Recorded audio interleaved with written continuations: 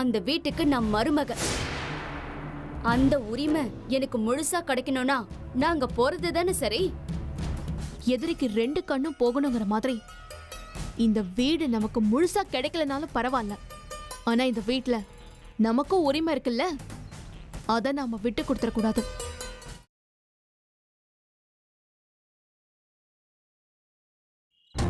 வா வா வா.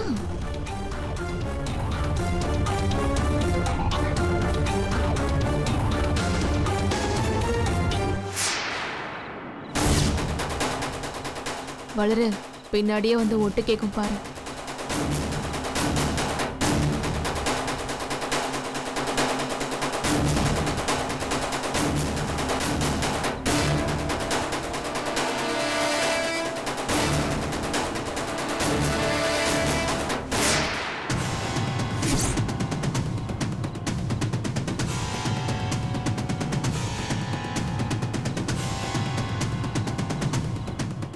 அங்க பாத்தியா, நான் சொல்லல, மரத்துக்கு பின்னாடி ஒளிஞ்சிருச்சு பாரு ஆளு.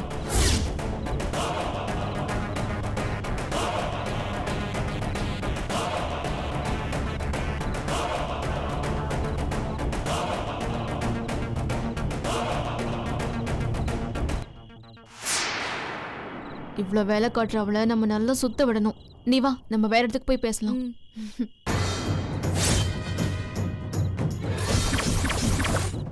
என்ன இவளுங்க என்ன பேசிக்கிறாங்கன்னு ஒண்ணுமே கேட்கவே மாட்டேங்குதே.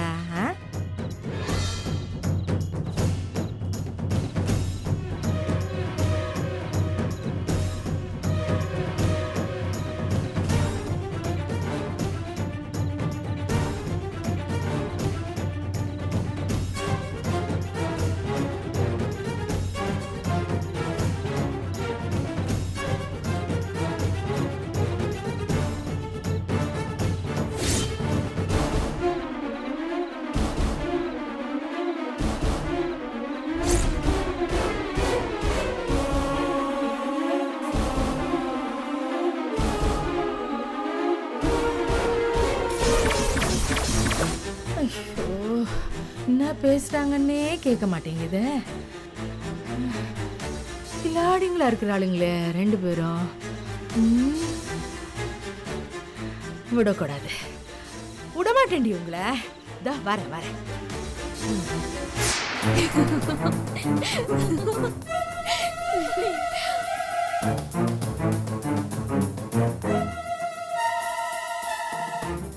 என்ன, நாங்க என்ன பேசுறோம் தெரியாம தலை வெடிக்கிற மாதிரி இருக்குல்ல? நீங்க எந்த அளவுக்கு ஓட்டு கேக்குறீங்கங்கறத செக் பண்றதுக்காக தான் நாங்க 2 பேரும் ரகசியம் பேசுற மாதிரி நடிச்சோம். நான் செம்ம பல்பு இல்ல, செம்ம மொக்கடி. ஐயோ,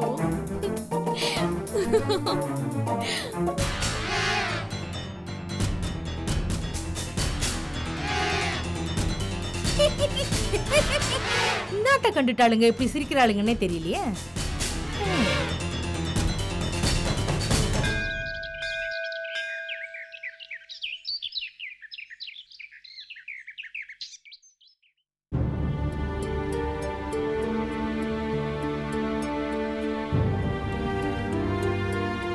மாமா, காஃபி. காஃபியா?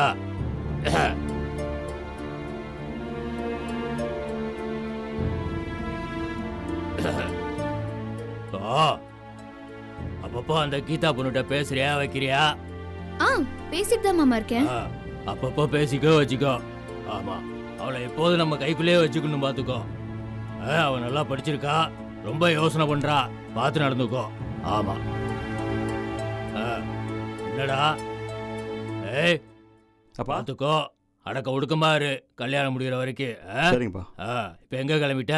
கடைக்கு போயிட்டு இருக்கேன்பா. ஆமா, கடைக்கு போறானா? விளக்கெண்ணெய் தெரியாது, நீ எங்க போவேன்னு தண்ணி அடிக்க போவ. எல்லாம் தெரிஞ்சதானடா உன்னை பத்தி. தெரியாது உன் உண்டாவலாம், வெளியே சொன்னா வெக்க கேடு. இவ்வளவு வசதி வாய்ப்பு இருந்தும் என்ன பண்ண? எந்த பேடா பொண்ணு கொடுத்தான் உனக்கு? ஒரு பைய கொடுக்கலையே. அதுக்கு நான் என்ன பண்றது? என்ன என்ன ரொம்ப எழுத்தெல்லாம் பேசுற? 3 பசங்க பிறந்தீங்க, எந்த பேடா படிச்சு கிழிச்சீங்க? இதான் பொண்ணு வைஜெயந்தி. அவ தான் என்னமோ புத்திசாலித்தனமா படிச்சு அவ வழியை பார்த்துக்கிட்டா. அவ அந்த சடோக பைய, அந்த பையில கல்யாணம் ஆச்சாடா. கல்யாணம் பண்ணாமே செத்து தொலைஞ்சான் அந்த பைய. ஏதோ வீரசேனை இந்தா சித்ராவை எப்படியோ கல்யாணத்தை பண்ணிட்டான். என்னமோ நடந்துருச்சு அது. அவதான் இப்போ ஒரு வழி கொடுத்துருக்கா உனக்கு. கெடுத்து தொலைஞ்சிடாத, என்னத்தையாவது பண்ணி பிரச்சனை பண்ணி தொலைஞ்சிடாதேங்கிறானா. நான் ஒழுங்காக தான் இருக்கேன். பாரு எழுத்து பேசிட்டே இருக்கான் பாரு. இன்னும் கல்யாணமே ஆகல, பெருசா தன்மானம் வந்துருச்சு அதுக்குள்ள. இந்த தன்மானத்தை நீ படிக்கல காமிச்சிருக்கணும்டா விளக்கண்ண. உங்களுக்கு படிப்பு இருந்து எனக்கு படிப்பு வந்திருக்கோம். உங்கள் புள்ள தானே நானும். பாத்தியா, வாய் ரொம்ப நீளுது, புதுசா பேச ஆரம்பிச்சிட்டான். இன்னும் பொண்டாட்டியே வந்து சேரல, அதுக்குள்ள பாரு வாயை பாரு, அப்படியே ஓட்டனா. ஆளை பாரு ஆளை. இங்க பாருங்க, மாமாவை எதிர்த்து பேசாதீங்க.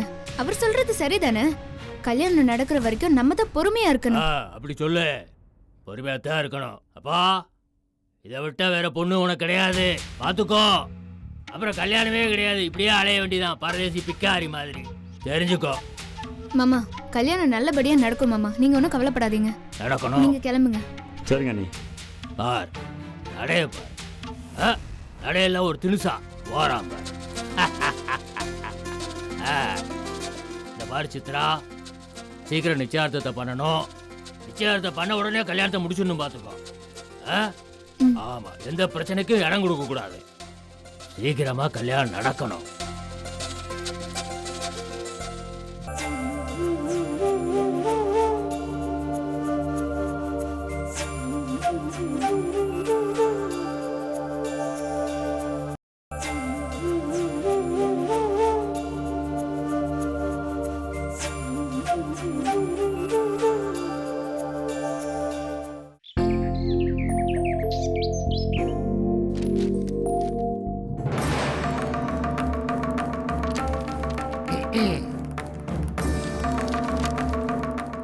வாங்க. சிவஞானம் இருக்காரா? மாமா வெளில போயிருக்காரு, அக்காவை கூப்பிடுறேன்.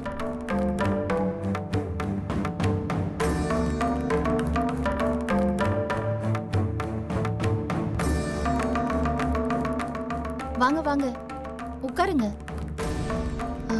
அன்னைக்கு ஏதோ நடந்து போச்சு, அதை மறந்துட்டு பெரிய மனசு பண்ணி வந்திருக்கீங்களே, ரொம்ப சந்தோஷம். உட்காருங்க. இந்த பாருங்க, பெரிய மனசு பண்ணி நான் ஒண்ணு இங்க வரல. சிவஞானத்தை பார்த்து சில விஷயங்களை கிளியர் பண்ணிட்டு போலான்னு வந்தேன். பிள்ளைங்களோட வாழ்க்கை தான் முக்கியம்னு நாங்க நினைக்கிறோம். ஆனா எங்க பச்சை கேட்காம பொண்டாட்டி பச்சை கேட்டு பின்னாடி போற பிள்ளைங்களை பத்தி நாங்க ஏன் கவலைப்படணும்? கரெக்டா சொல்றீங்க. இந்த காலத்துல எல்லாரும் அப்படிதானே இருக்காங்க. என்ன கூட ஒருத்தன் கல்யாணம் பண்ணா, ஆனா இப்ப என்னடான்னா இன்னொருத்தி கிடைச்சதும் என்ன விட்டுட்டு அம்போன்னு அவ கூட போயிட்டானே. உங்க புள்ளைய நீங்க பாசம் ஊட்டி வளர்த்திருப்பீங்க, ஆனா அவர் என்னடான்னா உங்களை பத்தி கவலைப்படாம இங்க வந்து உட்கார்ந்துருக்காரு. என்ன பண்றது? நீங்க உங்க வேலையை பாக்குறீங்களா? எதுக்கு தேவையில்லாம அனாவசியமா பேசிட்டு இருக்கீங்க? ஏதோ ஒரு காரணத்துக்காக தானே அன்னைக்கு கோச்சிட்டு போனவரு இன்னைக்கு திரும்ப வந்திருக்காரு. அதை விட்டுட்டு அவர்கிட்ட போய் கண்டதையும் பேசி அவர் மனசை கெடுக்கிறீங்களா? இத பாருங்கம்மா, நான் பழைய கதையெல்லாம் பேச வரல. அதே சமயம் அன்பாவும் அந்யோன்யமாவும் யார்கிட்டையும் பேச வரல. என் பொண்ணு எங்ககிட்ட எவ்வளவு எடுத்து சொன்னா நாங்க தான் அவ பேச்ச கேட்கல. அதுக்காக நாங்க இப்ப அனுபவிச்சுட்டு இருக்கோம். என்ன இப்படி பேசுறீங்க? எல்லாமே உங்க பிள்ளைக்காக தானே செஞ்சீங்க. அட ஆமாம்மா, என் பிள்ளைக்காக தான் செஞ்சோம். ஆனா அவன் என்ன பண்ணா, ஊர்ல இருந்து வந்த தகவல் கூட எங்களுக்கு சொல்லல. நீ என்ன பண்ணின? இன்னைக்கு வரா நாளைக்கு வரான்னு சொல்லிட்டு இருந்த. ஆனா வர அன்னைக்கு ஒரு வார்த்தை கூட சொல்லல. இந்த அவமானம் எங்களுக்கு தேவையா? இந்த சினிமால தான் அம்மா புள்ள அப்பா புள்ள பாசமா இருக்கிறது இதெல்லாம் நடக்குது. ஆனா நிஜத்துல எதுவுமே இல்ல. இருக்கலாம், அம்மா அப்பா மேல அன்புள்ள பிள்ளைங்க கொஞ்சம் பேர் இருக்கலாம். ஆனா நாங்க கொடுத்து வச்சது அவ்வளவுதான். சரி, அதெல்லாம் போகட்டும். அந்த கதையெல்லாம் எதுக்கு? சிவஞானம் எப்போ வருவாரு? அவர் வேலை விஷயமா வெளியூர் போயிருக்காரு. அவர் எப்ப வந்தா என்னங்க? உங்களுக்கு என்ன சொல்லணுமோ அதை மீனாட்சி கிட்ட சொல்லிட்டு போங்க. அவ தானே எல்லாத்தையும் பாத்து கிடக்குறா. இந்தாம்மா, இத சிவஞானம் வந்து கொடுத்துருங்க. நான் இப்ப பேசுறது உங்களுக்கு ஆச்சரியமா இருக்கலாம், ஆனா நியாயம்னு ஒண்ணு இருக்குல்ல. இத பாருங்கம்மா, கல்யாணத்துக்கு முன்னாடி என் பையனை படிக்க வச்சது, செலவு பண்ணது, இதெல்லாம் நான் செய்ய வேண்டிய நியாயமான கடமைகள் தான் செஞ்சேன். ஆனா கல்யாணத்துக்கு அப்புறம் உங்க வீட்டு மாப்பிள்ளைக்கு நான் எதுக்காக செய்யணும் சொல்லுங்க? ஏதோ கடைசி காலத்துல அப்பா அம்மாவுக்கு அவன் அனுசரணையா இருப்பான், ஆதரவாப்பா நினைச்சுதானே பண்ணினோம். ஆனா அப்பா கூட அவன் கையை நான் எதிர்பார்க்கல. எங்க கூட இருந்தா போதுன்னு நினைச்சேன். ஆனா அவன் ஒரு போன் கூட பண்ணல. கடைசியா பார்த்தா இங்க வந்து உங்க கடையில எடுபடியா இருக்கான். அந்த மாதிரிலாம் ஒன்றும் கிடையாது. அவர் தொழில் கத்துக்கணுங்கிறதுக்காக தான் எங்க கடையில வேலை செய்யறாரு. நல்லபடியா எல்லாத்தையும் கத்துக்கிட்டாருன்னா அதுக்கப்புறமா அவருக்கு ஏதாவது ஒரு பொறுப்பு கொடுக்கலாம். இத பாருங்க, நீங்க உங்க வீட்டு மாப்பிளைக்கு என்ன வேணாலும் செய்யுங்க. அவனை பத்தி எனக்கு நல்லாவே தெரியும். அவனுக்குலாம் ஒரு மண்ணு வராது. இப்ப எதுக்கு அவரை பத்தி மட்டமா பேசுறீங்க? அதுக்கு தான் இங்க வந்தீங்களா? நான் உங்ககிட்ட பேச வரல, சரியா? இந்த பாருமா மீனாட்சி, அவன் கல்யாணத்துக்கு பண்ண செலவு, அவனை ஃபாரினுக்கு அனுப்பின செலவு, அவன் ஃபாரின்ல இருந்தப்ப பண்ண செலவு, திரும்ப இங்க வரதுக்கு உண்டான செலவு எல்லாத்தையும் இந்த பேப்பர்ல எழுதி வச்சிருக்கேன். உன் பூச்ச வந்தோட இந்த லிஸ்ட கொடுத்து எங்களுக்கு வர வேண்டிய காசை உடனே செட்டில் பண்ண சொல்லு. அவ்வளவுதான். என்னங்க செலவு செஞ்சதெல்லாம் இப்படி சொல்லி காட்டுறீங்க? ஆமாமா, சொல்லி காட்டுற நிலைமையில என் பையன் வச்சிருக்கான். நாங்க அவன் காசு கேட்டப்பெல்லாம் கொடுத்துருக்கோம். எங்க கிட்ட இல்லன்னா கூட கடனை உடனே வாங்கி கொடுத்துருக்கோம். ஆனா அவன் அதுக்கு நன்றியோட நடந்துக்கிட்டான். வேற எதுவும் வேண்டாமா. ஊர்ல இருந்து வந்தத ஒரு போன் பண்ணி சொல்லிருக்கலாம்ல. அத கூட பண்ண முடியாத அளவுக்கு அவர் என்ன பிஸியா? இல்ல நாங்க என்ன அவளை கேவலமா போயிட்டோமா? அப்படி எல்லாம் கேவலப்படுறதுக்கு எங்களுக்கு அவசியமே இல்லம்மா. அவனுக்கு நாங்க கல்யாணத்துக்கு முன்னாடி பண்ண செலவெல்லாம் நீங்க எங்களுக்கு ஒத்த பைசா தர வேண்டாம். ஆனா அதுக்கப்புறம் பண்ண எல்லா செலவுகளும் ஒரு பைசா பாக்கி இல்லாம எங்களுக்கு கொடுத்துடணும். கரெக்டா பேசுறீங்க நீங்க. நீங்க சொன்னதுல ஒரு வார்த்தை கூட தப்பே இல்லைங்க. ஆனா அது எல்லாத்தையுமே உங்க பையனை கொடுக்க சொல்லுங்க. அப்பதானே அவங்களுக்கு புத்தி வரும். இப்படிதான் நானும் பாடுபட்டு ஒருத்திய பெத்து வளர்த்து கல்யாணம் பண்ணி கொடுத்தேன். அந்த மூதேவி என்னடானா நன்றி கட்டு போய் அவ புருஷன் வீட்டுல போய் உட்கார்ந்து கிடக்குது. அது மட்டுமாங்க, வாய் கூசாம இந்த வீட்டுல வந்து என் பொண்ணு கிட்ட சண்டை போட்டு சொத்துக்கு பங்கு கேக்குறா. நாம அதுங்க நல்லா இருக்கணும்னு கஷ்டப்பட்டோம்னா அதுங்க என்னடானா நம்ம கண்ணுலயே வரல விட்டு ஆட்டுதுங்க. நீங்க கேக்குறத 100க்கு 100 சரிங்க. அம்மா கொஞ்சம் பேசாம இருங்க. நீ பேசாம இரு. இந்த காலத்து பிள்ளைங்க கல்யாணத்துக்கு முன்னாடியே வரவு செலவு எல்லாத்தையும் பாத்துக்குதுங்க. அவ்வளோ திமிரு அதுங்களுக்கு. பெத்தவங்க இப்படி எல்லாம் கேட்டாதான் ஓரளவுக்காவது கொஞ்சம் அடங்கி கிடங்கி போவாங்க. இத பாருங்க, நீங்க போடுற கணக்குல தப்பே கிடையாதுங்க. மீனாட்சி, சிவஞானம் வந்தா சொல்லிருங்க, ஒரு பைசா பாக்கி இருக்க கூடாது. நான் வரேன். வந்து சூப்பரா பேசிட்டு போற மனுஷன். என்ன மனுஷனோ, பெத்த புள்ள கிட்ட இப்படியா கணக்கு பாப்பாங்க? அசிங்கமா இருக்கு. ஏய் ஏய், என்ன அசிங்க? அவர் கரெக்டா தான் பேசிட்டு போறாரு. இப்படி எல்லாம் பேசினாதான் நீங்க ஆடுற ஆட்டத்தை எல்லாம் கொஞ்சம் அடக்கி வைப்பீங்க. இந்த ஐடியா எனக்கு தோணாம போச்சு ஆனந்தி. இரு நானும் கணக்கு போடுறேன் மீனாட்சி, போடுறேன். அம்மா, அவர் ஏதோ கோவத்திலயும் ஆதங்கத்திலயும் பேசிட்டு போறாரு. இத பெருசுப்படுத்தாதீங்கம்மா. அந்த சீட்டை கொடுங்க. இதுக்கும் உனக்கும் சம்பந்தம் கிடையாது. ஏங்க, அவர் ஏன் பிரச்சனைக்காக ஏன் புருஷனை பத்தி டீடைல்ஸ் தானே கொடுத்திருக்காரு. ஆனா இத அவர் உன்கிட்ட கொடுக்க சொல்லல, ஏன் புருஷன் கிட்ட கொடுக்க சொல்லிட்டு போயிருக்காரு. அவர் வந்ததும் அவர்கிட்ட கொடுக்கறேன், உனக்கு வேணும்னா அவர்கிட்ட கேட்டு வாங்கிக்கோ. வாங்கம்மா. வர்ச்சிதா, நல்லா மூஞ்சிய பாரு.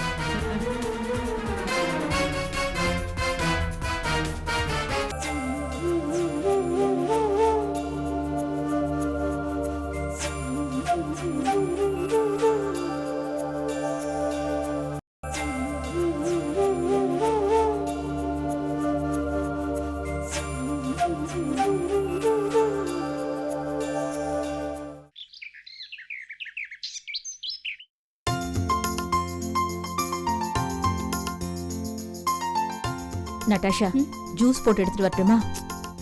அதெல்லாம் வேண்டாமா. வைஜெயந்தி கூப்பிடுறாங்க. என்னன்னு கேளு. ஹலோ, சொல்லுங்க. ம் கண்டிப்பா வந்துடுறோம். வச்சிடுறேன். விருந்துக்கு வரதுக்கு reminder. She so sweet mom. Saravanan, Saravanan.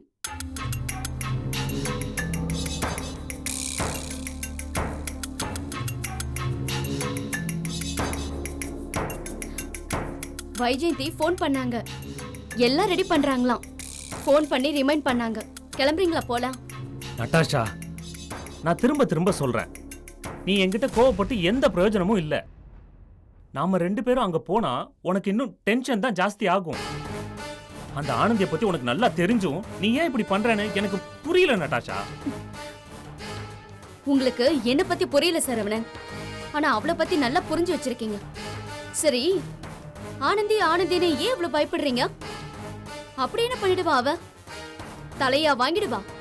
அப்படி இல்ல நட்டாஷா, ஆனந்தி மட்டும் இல்ல, அங்க இருக்கிற எல்லாருமே நம்ம மேல கோவத்துல இருக்காங்க. இந்த நிலைமையில நாம அங்க போறது எனக்கு சரின்னு படல. இருக்கட்டுமே, எல்லாரும் கோவத்துல இருக்கட்டும். அதனால எனக்கு என்ன? ஆமா, எல்லாரும்னா யார் யாரு? அந்த ஆனந்தி, அப்புறம் உங்க பெரிய அண்ணி மீனாட்சி, இவங்க தானே? இவங்க தானே என் மேல கோவமா இருக்காங்க. அந்த வீட்ல அவங்க மட்டுமா மருமகளா இருக்காங்க? வைஜெயந்தி, வளர்மதி, இவங்க எல்லாரும் தானே மருமகளா இருக்காங்க. உங்க மீனாட்சிக்கு இருக்கிற உரிமை அவங்களுக்கும் இருக்குல்ல. அவங்க கூப்பிட்டுட்டு போறோம், அப்புறம் என்ன? இன்னும் சொல்லணும்னா அந்த ஆனந்திக்கு இதுல பேச எதுவும் இல்ல. எனக்கு நீங்க தாலி கட்டியிருக்கீங்க. இன்னும் கொஞ்ச நாள் அவளை டைவர்ஸ் பண்ண போறீங்க. அப்புறம் அவளுக்கும் அந்த வீட்டுக்கும் என்ன சம்பந்தம் இருக்கு? அவ எந்த ரைட்ஸோட என்ன வரக்கூடாதுன்னு சொல்ல முடியும்? என்ன என்ன பேசாம இருக்கீங்க? நீ அந்த வீட்டுக்கு போறதுக்கு உரிமை இல்லைன்னு நீங்களே சொல்லாம சொல்றீங்களா? எனக்கும் அப்படிதான் தோணுது நட்டாஷா.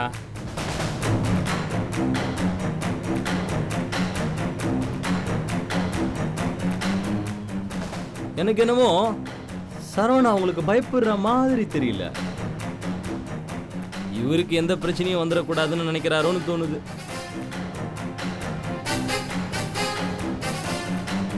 நட்டாஷா, நீ இங்க பேசுறதெல்லாம் ஓகே, ஆனா அங்க போய் அந்த ஆனந்தி ஏதாவது பேசினா நீ வீட்டுக்கு வந்து சும்மா இருப்பியா?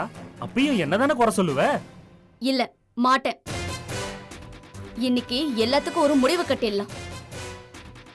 நாம போறோம். சரவணன், அவதான் இவ்வளவு ஸ்ட்ராங்கா சொல்றாள்ல, போயிட்டு வாங்க சரவணன். நீங்க போயிட்டு வந்தாதான் நடாஷாவுக்கு அந்த வீட்டு மருமகங்கிற அங்கீகாரம் கிடைக்கும்.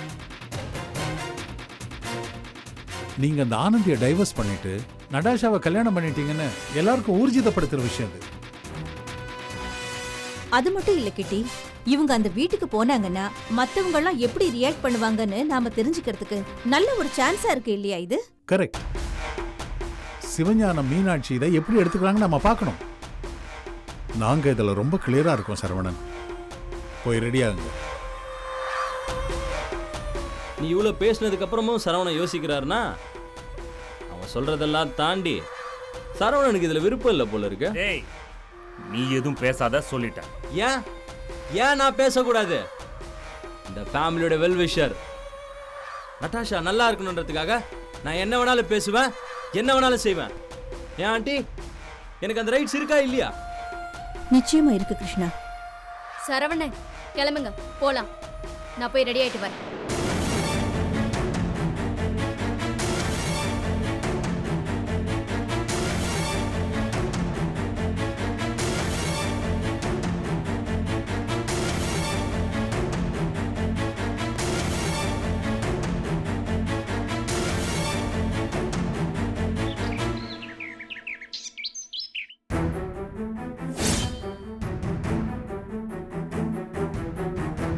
எங்க என்ன இன்னும் வேலைக்கு போகாம இங்கே உட்கார்ந்துட்டு இருக்கீங்க?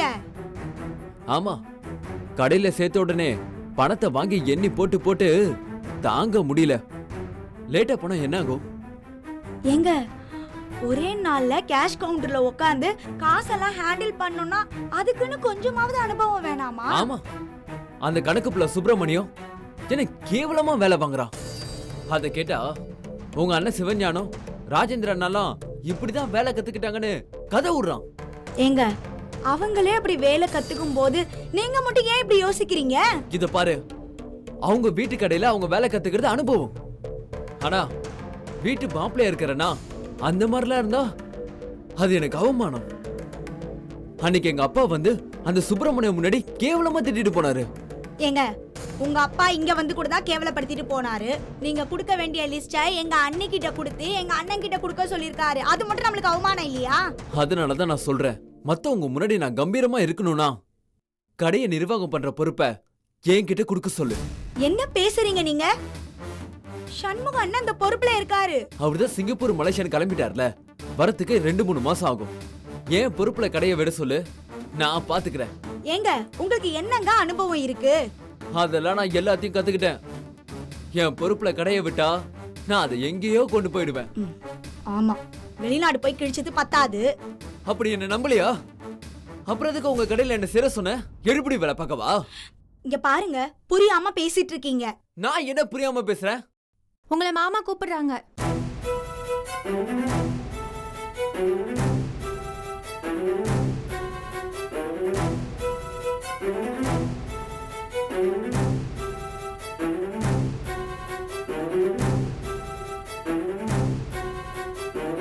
இதை பாருங்க மாப்பிள்ள, உங்க அப்பா கல்யாணத்துக்கு பிறகு உங்களுக்கு பண்ண செலவுகளுக்கு கணக்கு கொடுத்திருக்காரு. இதை பார்த்தா பல லட்சங்கள் வருது.